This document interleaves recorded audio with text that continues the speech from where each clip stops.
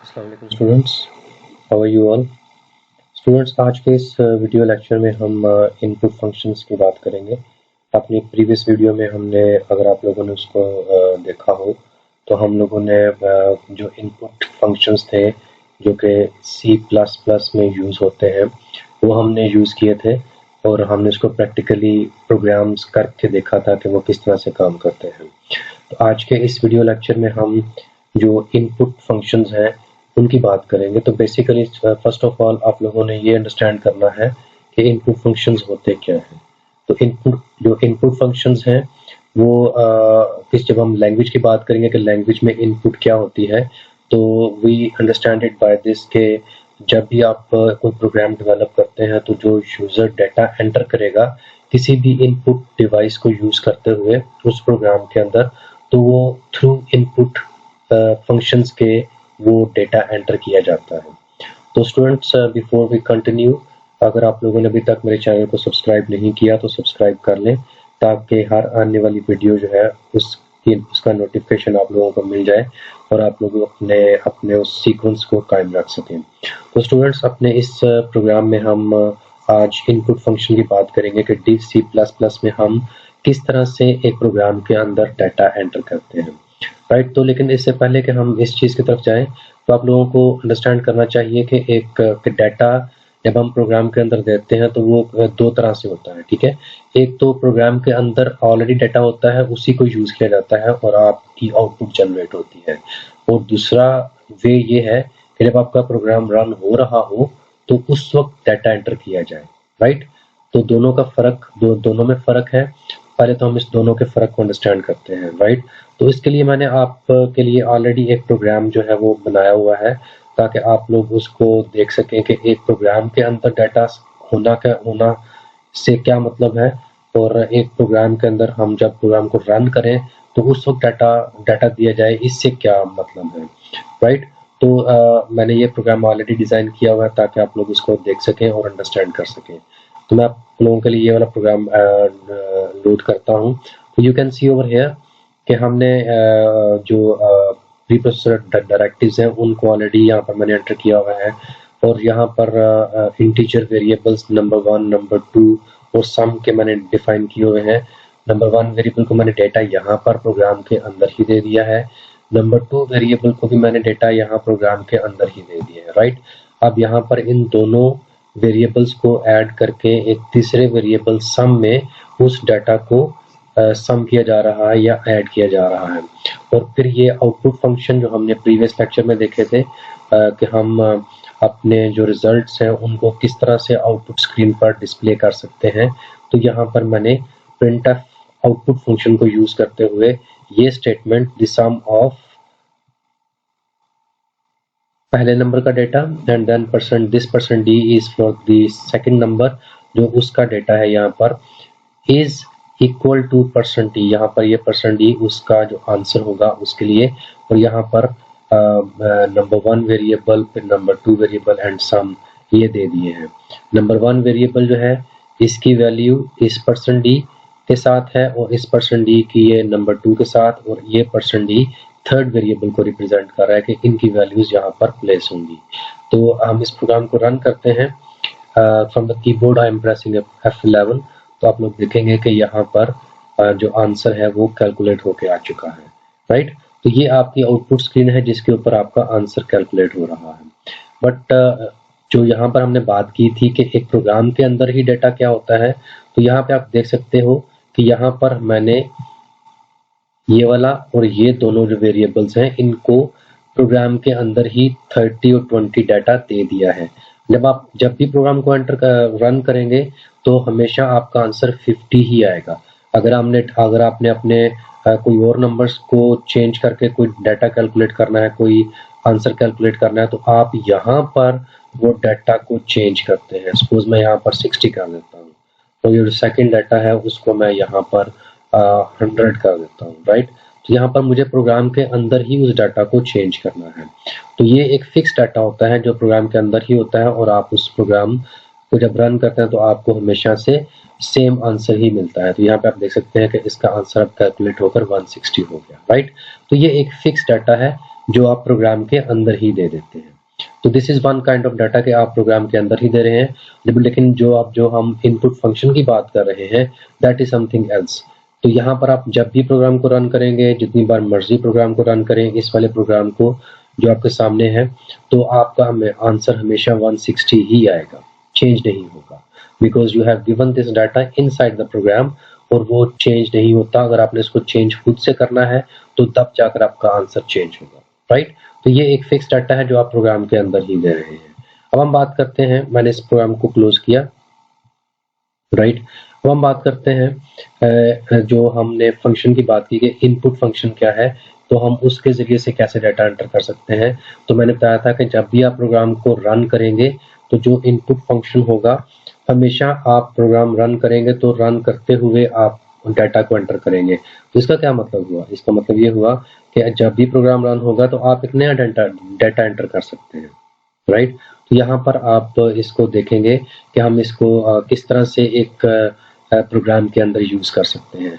But before we use it, तो हम देखते हैं कि हम जो है इसका सिंटेक्स जो है उसको पहले डिस्कस करते हैं कि इसका सिंटेक्स जो है वो किस तरह का होगा। तो उसके लिए मैं एक नई फाइल ओपन कर लेता हूं ताकि हम इसके सिंटेक्स को डिस्कस कर सके, इसके सिंटेक्स में होता क्या है, राइट। तो यहाँ पर इसके सिंटेक्स को हम देखते हैं। तो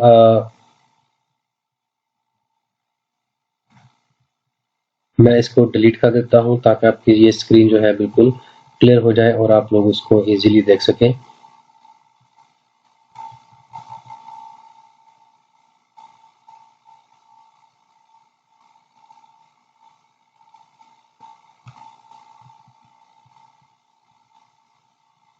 हम आप यहाँ पे देख सकते हैं कि मैं इसके सिंटेक्स को टाइप करता हूँ कि इसका सिंटेक्स किस तरह का होगा। इसके लिए जो कीवर्ड यूज करते हैं दैट इज scanf, ठीक है, scanf एंड देन ब्रैकेट्स। और ब्रैकेट्स में हमारे पास जो पहली चीज आती है that is in quotation marks, वो क्या है? Format specifiers. अगर आप लोगों ने प्रीवियस लेक्चर देखा हुआ है तो यू विल इजीली अंडरस्टैंड कि फॉर्मेट स्पेसिफायर्स क्या होते हैं। देन इसके बाद after quotation marks we press we enter comma to separate it, and then इसके बाद हमारे पास क्या होता है? List of variables. तो ये आप और एंड पर इसके हमारे पास जो है वो सेमीकोलन होते हैं, राइट। तो ये इसका सिंटेक्स है। इस सिंटेक्स के मुताबिक हमारे पास यहाँ पर पहले क्या है? Format specifiers. फॉर्मेट स्पेसिफायर्स क्या होते हैं? Which specify the type of data जो आप एंटर करने जा रहे हैं। जिस तरह से हमारे पास %d है विच रिप्रेजेंट्स के आप इंटीजर टाइप का डाटा जो है वो एंटर करते हैं। %f है विच शोज के आप लोग एक फ्लोट टाइप का डाटा एंटर कर रहे हैं। तो यहाँ पर आपने जिस तरह से हमने अपने प्रोग्राम के अंदर %d यूज किया, तो इसी तरह से ये फॉर्मेट स्पेसिफायर्स आप इसके इस पोर्शन में देंगे। देन हमारे पास कॉमा है, कॉमा के बाद लिस्ट ऑफ वेरिएबल्स है। तो इसका क्या मतलब है? हमने यहाँ पर लिखा है list of variables, not list, not variable या not list of variable. Variables means more than one variables.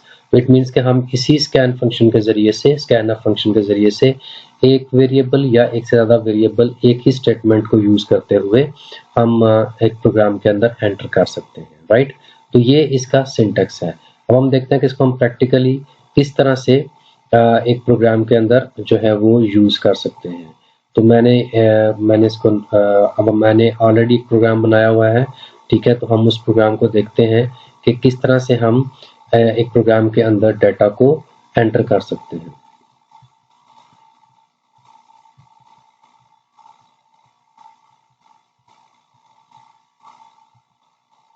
Ji sorry, ये वाला नहीं,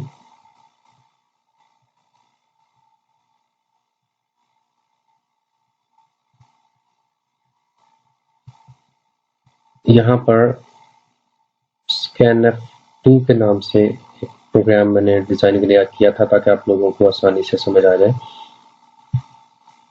जी, तो ये आप देख सकते हैं कि उसी प्रोग्राम को मैंने मॉडिफाई करके अब यहाँ पर scanf के फंक्शन को यूज किया हुआ है, राइट। तो आप देख सकते हैं कि मुझे मैंने दो वेरिएबल्स नंबर 1 नंबर 2 और सम, वो 3 वेरिएबल्स जो हमने प्रीवियस प्रोग्राम में यूज किए वही यूज किए हैं। देन printf का फंक्शन एंटर 2 नंबर्स हमने ये मैसेज डिस्प्ले करवाया। और यहाँ पे आप देख सकते हैं कि स्कैन एफ का फंक्शन यूज किया है। और यहाँ पर अगर आपको सिंटेक्स याद हो तो मैंने यहाँ पर टाइप किया था फॉर्मेट स्पेसिफायर्स। तो यहाँ पर मैंने डायरेक्टली 2 वेरिएबल्स यूज किए हैं। यहाँ पे आप एक सिंगल वेरिएबल भी यूज कर सकते हैं, लेकिन मैंने यहाँ पर आप देख सकते हो कि 2 वेरिएबल्स यहाँ पर यूज किए हैं, राइट। तो इस वाले वेरिएबल के लिए ये पहला वेरिएबल है, ये वाला। इस वेरिएबल के लिए मेरे पास जो फॉर्मेट स्पेसिफायर होगा वो ये वाला, ये वाला जो फॉर्मेट स्पेसिफायर है ये वाला इस वाले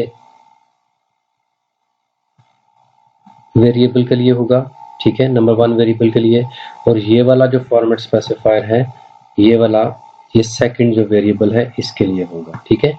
तो ये तरतीब आपने याद रखनी होती है कि पहला फॉर्मेट स्पेसिफायर पहले वेरिएबल के लिए और दूसरा फॉर्मेट स्पेसिफायर दूसरे वेरिएबल के लिए, ठीक है। तो अगर आप यहाँ पर हम अपने प्रोग्राम के अंदर 2 वेरिएबल्स यूज कर रहे हैं तो हमने दोनों को अलग से यूज कर लिया, लेकिन हम सिंगल भी यूज कर सकते हैं। अगर आपने सिंगल यूज करना है तो मैं इसी प्रोग्राम को आपके लिए मॉडिफाई कर देता हूँ ताकि आप लोगों को उसको अंडरस्टैंड करने में आसानी हो। तो यहाँ पर एक आ गया सिंगल वेरिएबल के लिए, ठीक है। और मैंने आगे से M% आपने हमेशा यूज करना है उस वेरिएबल के साथ जिसमें आप वैल्यू को प्लेस करना चाहते हैं। जब आपका प्रोग्राम रन हो तो ये वैल्यू इसमें आए।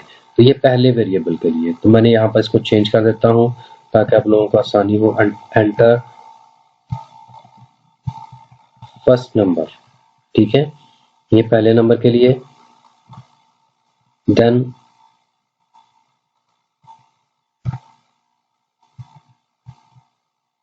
मैं इसी को कॉपी कर लेता हूँ ताकि आसानी हो जाए और टाइम भी सेव हो जाए हमारा।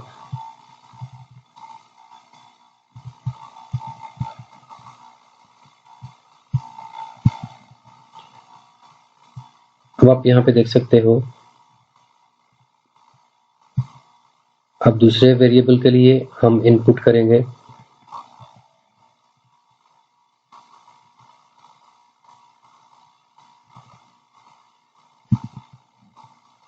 मैं साथ में आप लोगों को एक्सप्लेन करूंगा कि यहाँ पर होना क्या है बेसिकली जी। ऑलराइट, तो आप देख सकते हो कि यहाँ पर ये प्रोग्राम मैंने इसको एडिट कर दिया ताकि आप लोगों को आसानी हो कि एक सिंगल वेरिएबल के लिए क्या करेंगे। तो बेसिकली क्या होगा कि जब आप प्रोग्राम को रन करेंगे तो यहाँ पर प्रिंटफ क्या करेगा, आपकी स्क्रीन पर मैसेज शो करेगा एंटर फर्स्ट नंबर, और फिर आगे आपको कर्सर भी मिलेगा। It means that you have to enter a number, that is your input. जब आप प्रोग्राम को रन करते हुए आप डाटा को एंटर करोगे, ठीक है। तो वो जब आप डाटा एंटर करोगे और एंटर प्रेस करोगे कीबोर्ड से, तो फिर वो कहाँ पर आएगा, वो इस वेरिएबल के अंदर, ये आपके सामने नंबर 1 वेरिएबल इसके नीचे गिवन है, ये इस वेरिएबल के अंदर जो डाटा आप एंटर करोगे, जो वैल्यू या नंबर आप एंटर करोगे वो इस वेरिएबल में आएगा। फिर दोबारा से इस लाइन पर पहुंचा तो यहाँ पर आपके सामने फिर वो शो करेगा एंटर सेकंड नंबर और कर्सर मिलेगा। देन इट मीन्स कि अगर आपने दोबारा से नंबर को एंटर करना है तो फिर आप यहाँ पर जो नंबर एंटर करेंगे वो इस वेरिएबल में आपके सामने आएगा, ठीक है। अब दोनों वेरिएबल्स में डाटा आ चुका है। अब यहाँ पर सम के वेरिएबल में दोनों नंबर्स में जो डाटा आपने दिया वो ऐड हुए और सम के वेरिएबल में स्टोर हो गया। इसके बाद फिर मैसेज आपका आया, आपका मैसेज प्रिंट होगा द सम ऑफ %d। ये %d जो है it will take the value of this variable, ठीक है। और ये %d जो है it will take the value of this variable. और यहाँ पर ये जो %d है ये सम की वैल्यू को लेगा। तो आपके सामने मैसेज प्रिंट होगा। मैं अब इस प्रोग्राम को रन करता हूँ ताकि आप लोगों को समझ आ जाए। तो ये हमने कहा जी एंटर फर्स्ट नंबर, तो मैंने फर्स्ट नंबर एंटर किया 30, मैंने कीबोर्ड से एंटर की प्रेस की। सेकंड नंबर एंटर करना है, मैंने 50 लिखा और मैंने एंटर किया। Now you see the answer is the sum of 30 and 50 is 80, right. तो ये आप देखें कि आप प्रोग्राम को जब भी रन करेंगे तो क्या होगा। मैं तो प्रोग्राम को दोबारा से रन करता हूँ। अब आपने प्रोग्राम को दोबारा से रन किया तो अब आप यहाँ पर डाटा चेंज कर सकते हैं। मैंने सेकंड टाइम यहाँ पे 50 एंटर किया, मैंने यहाँ पर 500 एंटर किया। मैं एंटर करता हूँ तो यू सी द आंसर 550 जो कि चेंज्ड है। तो दोनों में फर्क है। जो आपने डाटा पहले यूज किया पहले प्रोग्राम में देखा जिसमें डाटा अपने प्रोग्राम के अंदर ही दे दिया था। अगर आप उसको चेंज करना चाहते हैं तो आपको प्रोग्राम के अंदर ही उसको चेंज करना है, फिर उसको रन करना है। लेकिन यहाँ पे आप क्या देख रहे हो कि आप जब स्कैनअप फंक्शन जो कि एक इनपुट फंक्शन है, जब आप उसको यूज करते हैं तो फिर आप किस तरह से हर दफा जब प्रोग्राम रन करेंगे तो आप अपने डाटा को चेंज कर सकते हैं। तो ये दोनों का बेसिक डिफरेंस है। तो इसी का आप क्या बोलते हैं, इनपुट फंक्शन बोलते हैं। तो जो मोस्ट कॉमनली यूज होता है div C++ में एक इनपुट फंक्शन, तो वो scanf फंक्शन है जो कि आप एज इनपुट यूज करते हैं। तो इस एग्जांपल में आप लोगों ने देखा कि हम लोगों ने क्या किया है, हम लोगों ने scanf को दो वेरिएबल्स की इनपुट के लिए यूज किया है। अगर हमने इसी प्रोग्राम को देखा था स्टार्ट पर कि हमने एक ही scanf फंक्शन के अंदर एक से ज्यादा वेरिएबल्स भी यूज किए हैं, ठीक है। तो हम उसको दोबारा से चेंज करते हैं और देखते हैं कि ये जो एक ही scanf फंक्शन है उसके जरिए से हम किस तरह से ज्यादा वेरिएबल्स को यूज करते हुए एक ही scanf फंक्शन के अंदर किस तरह से ज्यादा डेटा इनपुट करवा सकते हैं। तो मैं इसको दोबारा से चेंज करता हूँ।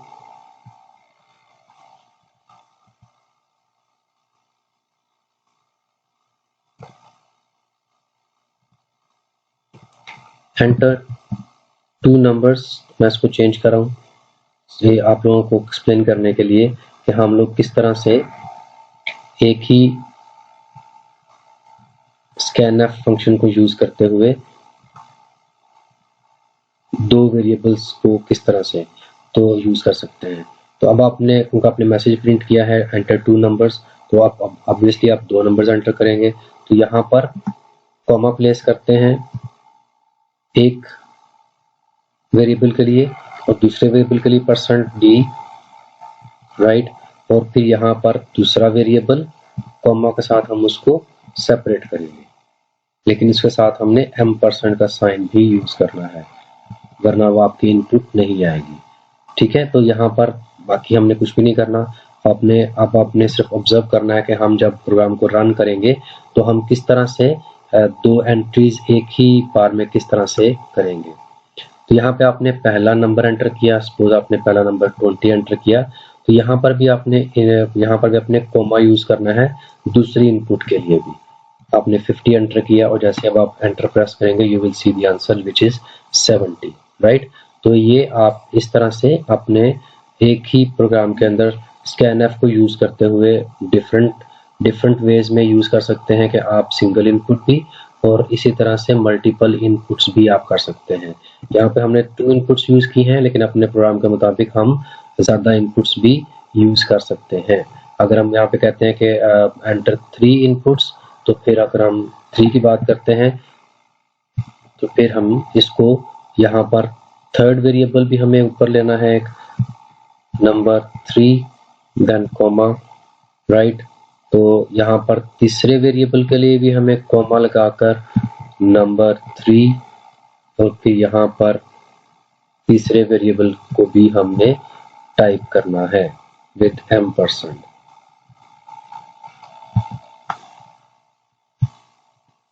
और तीनों का हमने यहाँ पर सम भी करना है number 3। Now your program is, अगर हम 3 की बात करते हैं तो sum of this number and तीसरा नंबर भी आ गया आपके पास इज इक्वल टू, और फिर यहाँ पर हम थर्ड नंबर 3। इसको रन करते हैं। अब हमने 3 इनपुट्स की बात की है, तो 3 नंबर, हम पहला नंबर एंटर किया 30, देन हमने एंटर किया 40, देन हमने एंटर किया 50। Now we press enter. तो लगता है थोड़ी सी यहाँ पर मिस्टेक है प्रोग्राम के अंदर। लेट मी सी क्या मिस्टेक कर रहे हैं।